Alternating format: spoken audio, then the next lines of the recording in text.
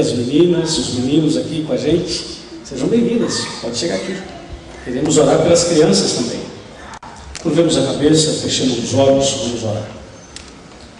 Senhor nosso Deus, após ouvirmos um hino tão maravilhoso que o quarteto apresentou, após ouvirmos a Tua palavra sobre o selo, sobre o sábado, após ouvirmos testemunhos, milagres, cada pessoa se levantou e essas crianças e esses dois jovens vieram à frente, entregando a vida e desejando ser batizados. Amém.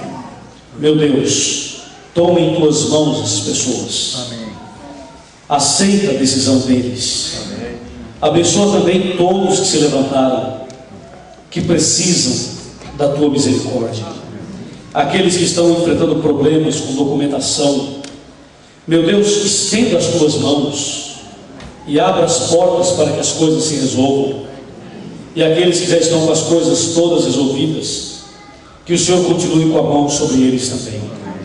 Aqueles que estão para tomar decisões, se ficam, se vão embora, meu Deus, coloque a tua mão sobre essas pessoas, para que elas sejam dirigidas por ti, para que tomem a decisão certa e assim possam louvar o teu nome.